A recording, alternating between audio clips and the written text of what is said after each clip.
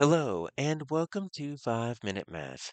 Today we are looking at the TEKS tool number line, specifically working with number pairs. We have a problem related to TEKS 3.5e, and we'll solve it in 5 minutes or less.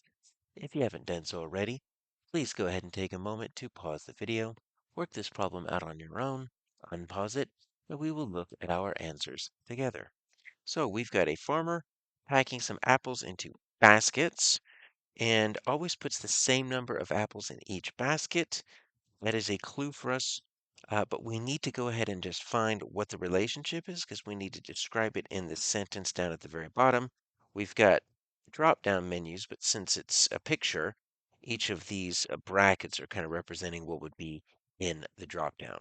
So let's start by making a double number line, and I always find it helpful by taking this and whatever's on the left, so this would be the baskets, we're going to put that on the bottom, whatever's in the right. So now we're dealing with apples. It's going to go on the top.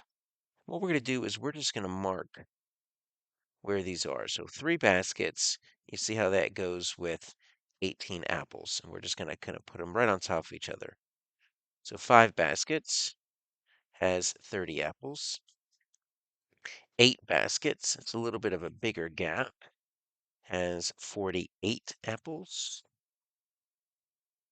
And then 12, once again, a little bit of a bigger gap, is 72. All right, so the thing that we need to figure out is, are we multiplying or are we adding? Right, because I can do 3 times 6 to get to 18, and I can get 3 plus 15 to get to 18. We need to find the relationship that works for all 4 of these number pairs. Well, one easy way to do that is to look at the differences between the baskets and the apples. So the difference between 3 and 5, that's a 2, plus 2, that's a plus 3, and that's a plus 4. So it's jumping 2, and then 3, and then 4, like you would on a number line. So if the top, the apples, jump the same way, a 2, a 3, and a 4, that means it's an additive relationship because every time you're adding one basket, you're adding one apple. But if it's different, then it's going to be a unit rate. And let's see, if we go from 18 to 30, that is not a 2. That is a plus 12. That is a plus 18. Good gracious, that is a 24. All right, you notice how they're different. Since they're different, we can take a look at those jumps. They are unlike, okay, or unequal. That means we have what we call a unit rate. We're dealing with multiplication. Now, we could have also figured that out here because in the sentence itself it says she always puts the same number of apples in each basket. That also should make you think, oh, we're dealing with equal groups because that always signals to us we're dealing with either multiplication or division. All right, so we could have figured this out 2 different ways. So what is that unit rate? Well, what we are looking for is the relationship between our numbers. So we've got 18 over 3. So I'm going to write that as a fraction. We've got 30 over 5. We've got 48 over 8.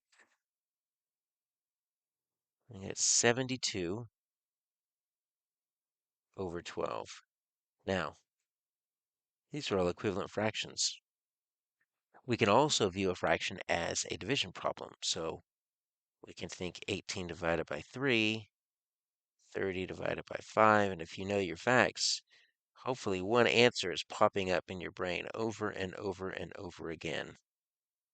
And what that is that 6. 6 over 1, or simply 6. So that unit rate is a 6. And what we're doing is we're multiplying by 6. If you go from 3 up to 18, you multiply by 6.